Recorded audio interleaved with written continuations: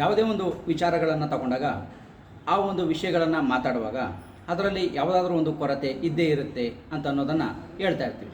So ಹಾಗೆ ಯಾವುದೇ ಒಂದು ವಿಚಾರ ಪ್ರಸ್ತಾಪ ಮಾಡಿದಾಗ ಅಥವಾ ಅದನ್ನು ಸಂಪೂರ್ಣವಾಗಿ ಅವಲೋಕಿಸಿದಾಗ ಅದು ಯಾವುದೇ ಒಂದು ವಸ್ತುವಿನ ವಿಷಯ ಆಗಿರ್ಬೋದು, ವ್ಯಕ್ತಿಯ ವಿಷಯ ಆಗಿರ್ಬೋದು, ಒಂದು ಧರ್ಮದ ವಿಷಯ ಆಗಿರ್ಬೋದು, ಯಾವುದೇ ಒಂದು ಗ್ರಂಥಗಳ ವಿಷಯ ಆಗಿರ್ಬೋದು, ಯಾವುದೇ ಒಂದು ಚರಿತ್ರೆಯ ವಿಷಯ ಆಗಿರ್ಬೋದು, ಅದರಲ್ಲಿ ಈ ಥರ ಇರಬೇಕಾಗಿತ್ತು, ಈ ಥರ ಕೊರತೆ ಆಗಿದೆ ಅನ್ನೋದನ್ನು ನಾವು ಹೇಳ್ತಾ ಇರ್ತೀವಿ.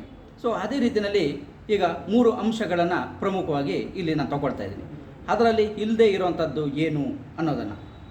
ಸೊ ಇಲ್ಲಿ ನಾನು ಮೊದಲನೇದಾಗಿ ಭಗವದ್ಗೀತೆಯನ್ನು ತಗೊಳ್ತೀನಿ, ಎರಡನೇದಾಗಿ ಸ್ವರ್ಗ, ಮೂರನೇದಾಗಿ ಭೂಮಿ. ಇದರಲ್ಲಿ ಕಾಮನ್ ಆಗಿ ಇಲ್ಲದೆ ಇರೋವಂಥದ್ದು ಏನು ಅನ್ನೋ ಒಂದು ವಿಚಾರನ ಇಲ್ಲಿ ನೋಡೋದಾದರೆ, ಈಗ ಭಗವದ್ಗೀತೆಯನ್ನು ತಗೊಳ್ಳೋದಾದರೆ ಭಗವದ್ಗೀತೆಯಲ್ಲಿ ಎಲ್ಲವೂ ಇದೆ, ಆದರೆ ಆ ಭಗವದ್ಗೀತೆಯಲ್ಲಿ ಸುಳ್ಳಿಲ್ಲ. ಅದೇ ಸ್ವರ್ಗದಲ್ಲಿ ಎಲ್ಲವೂ ಇದೆ, ಆದರೆ ಸ್ವರ್ಗದಲ್ಲಿ ಸಾವಿಲ್ಲ. ಭೂಮಿಯಲ್ಲಿ ಎಲ್ಲವೂ ಇದೆ, ಆದರೆ ನೆಮ್ಮದಿ ಇಲ್ಲ. ಒಮ್ಮೆ